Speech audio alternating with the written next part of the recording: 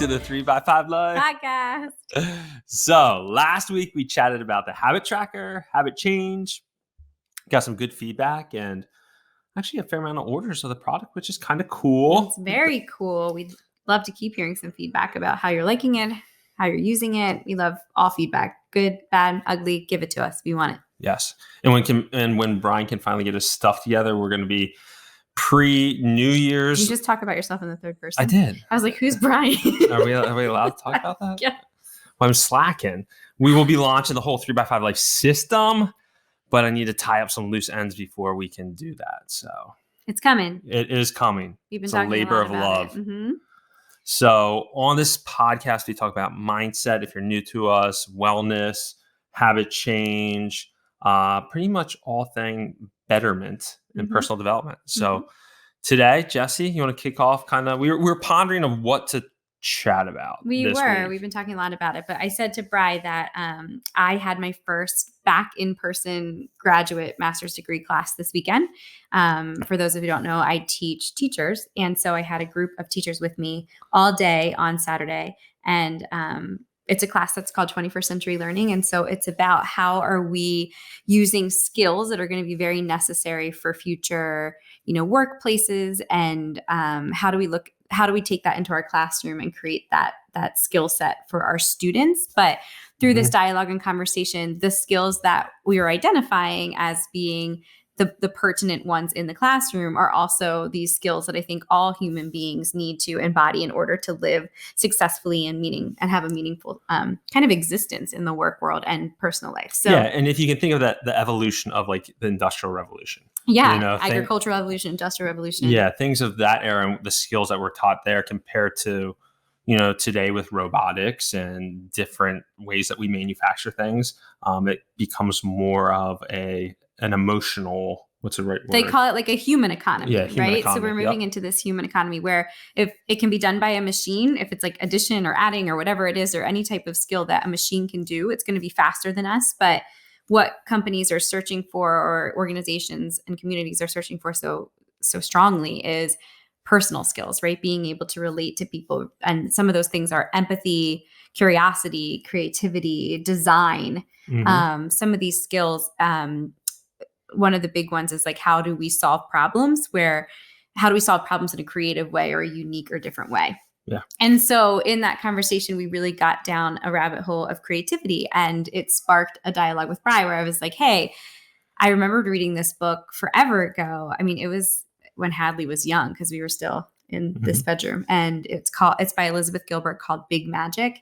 And I also recently, probably like a year ago, listened to her masterclass on Calm. If you haven't listened to that, and you have the Calm app, I would totally check it out. Yes. And so I said, you should listen to this and let's talk about this. So long story long is we're going to be talking about creativity. I listened to it twice today as my homework. Oh, not just once, but twice. See, he's an overachiever. In preparation. It's fantastic. It's a really, really good one. And there was a part in it, and Bri reminded me of it, she talks about, the chapter's called The Road Trip. And Elizabeth Gilbert wrote this dialogue or monologue, I guess, that she uses when she talks about fear and creativity. So I thought that I could read it to you to just let you kind of ponder it and think about this, because a lot of times we think of fear as the barrier to our creativity. Creativity usually starts with curiosity. Like you're curious about something, a problem or something arises. And then the creativity is that like solution that you're working through to try to fix that problem. What ends up happening is if you follow through with that creativity, it usually ends in like creating something like a product or a new business venture or something really cool and unique. But it's very hard for people to move through creativity to the actual production stage because fear pops up. Yeah. And so that's what this conversation is about. And it's basically, are you going to take the path of curiosity or the path of fear? And in all those decision makings, either fear is always going to be pulling you away from that creative spark. So you need to really foster the curiosity side of it. Yeah, absolutely. And it's interesting when you say curiosity, because I think I've been around, our kids and a bunch of kids a lot recently. And it's so innate in children, the creativity and the curiosity and the risk. Like they're not scared to take risks and they're not scared to mess up and they're not scared for it not to be perfect. And I think that adults we have a lot to learn from kids because it kind of gets stifled out of us as we move through the educational system. As we try to conform, we use that edge that makes us different and unique. So anyway, I'm going to read this to you just so that you can ponder this and think this over. But this is how she explains her relationship with fear. Here's how I've learned to deal with my fear. I made a decision a long time ago that if I want creativity in my life, and I do, then I will have to make space for fear too. Plenty of space. Since it appeared that they would always be together. In fact, it seems to me that my fear and my creativity are basically conjoined twins, as evidenced by the fact that creativity cannot take a single step forward without fear marching right alongside it. This is why we have to be careful of how we handle our fear, because I've noticed that when people try to kill off their fear, they often end up inadvertently murdering their creativity in the process. So I don't try to kill off my fear. It seems to me that the less I fight my fear, the less it fights back. If I can relax, fear relaxes too. In fact, I cordially invite fear to come along with me everywhere I go. I even have a welcoming speech prepared for fear, which I deliver right before embarking upon any new project or big adventure. So think about this. If you have this little spark that keeps coming up in the back of your mind, something that you're like, I really wish I could, or I really, wish this could come to fruition, but you have that thing that says the what ifs. I call it the what ifs. Mm-hmm. The what ifs is your fear. So here's something that you could say to it. Dearest Fear, Creativity and I are about to go on a road trip together. I understand you'll be joining us because you always do. I acknowledge that you believe you have an important job to do in my life and that you take your job seriously. Apparently, your job is to induce complete panic whenever I'm about to do anything interesting. And may I say, you are superb at your job. So by all means, keep doing your job if you feel you must. But I will also be doing my job on this road trip, which is to work hard and stay focused. And creativity will be doing its job, which is to remain stimulating and inspiring. There is plenty of room in this vehicle for all of us, so make yourself at home. But understand this.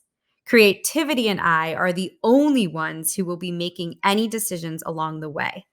I recognize and respect that you are part of the family, and so I will never exclude you from our activities. But still, your suggestions will never be followed. You are allowed to have a seat, and you are allowed to have a voice, but you are not allowed to have a vote. You are not allowed to touch the roadmaps. You are not allowed to suggest detours. But above all else, my dear, all familiar friend, you are absolutely forbidden to drive. So that there stopped me in my tracks on my run today when I was listening to that. It was like, Jessie, this is magic. We got to talk about it. Because I feel like, think about how many times that you start thinking about creating something. Yes. And this, we're talking about like, bigger things, but we've also talked about before, like, that doesn't mean that you have to give up everything, right? This means that you can take that creativity and craft it in a way that you can utilize within your current, infrastructure. But don't forget to listen to that voice in the back of your head that keeps coming up. An idea. I mean, to be totally transparent, that's what happened with 3x5 Life. Like 3x5 Life started with a problem solving. Bryan couldn't find something that he related to in order to be able to succinct all of his journals and all of the work that he'd been doing into like a really easy system. And so he created the system. But there's a ton of fear there that would pop up. Yeah. But I didn't let it take over the curiosity piece of it. Like why do people want an analog product in an app driven world? And people would challenge you and us with those questions. Yeah, are people going to laugh at me for putting this out there? There's a ton of little fear that came up, but the curiosity voice was way stronger. And that's so important. And so if this sounds like overwhelming, like we're telling you to like jump, right, and like do something crazy. Yes, that's a possibility, but also know that finding moments of creativity within your day, your life, your world is also just as important. Yeah. So I was telling Bryan the story. One of my grad students is an art teacher, and she was telling the story about how she is always instructing art for her students. And so by the time she gets home and on her weekends, she feels like she is totally disconnected from her own art. So she made a pact to herself that she was going to create this artwork for her husband for their anniversary. And so every single time that her students would sit down, she would get them started. And then she would take what ended up being 8 minutes of period, because by the time she had them set up, she sat down and then had to clean up. She was taking that time to work on this one project. And before, she always had this idea that she couldn't do art because she never had enough time to do it, because she wanted to do it through completion from start to finish. She's like, but these little bite-sized moments of creativity were like twofold. One, it connected back to her love and joy and passion and purpose because she loves doing artwork for herself. But it also modeled for her students that her love of art, which was inspiring to her kiddos. So it just shows how infectious, when we live in alignment to our creativity and what we love, how infectious it is to those around us. It's crazy. Like you'll hear like you're more attractive to your partner, right? Like your partner's more attracted to you when you're in alignment to things that make you creative and have passion and purpose. So I'm like, my throat's all dry. So I would suggest rewinding, re-listening to what Jessie was reading. And if you want to listen to something even more inspiring, I would listen to the masterclass on calm. Yes, yeah, exactly. And so it's kind of like leaning more into that when you have the moments of curiosity, leaning into that, and it could help make an interesting life, which might be a little teaser for something else we might talk about. So I hope you guys got something out of this week's podcast. Sorry about my scratchy throat there, guys. We're good. We're good. We will touch base with you next week. Yes. Let us know. Like us, follow us, subscribe, all that good stuff. Have a great week, guys. See ya. Bye. Hello world, wake me up to another good morning, time to go. Oh, we are all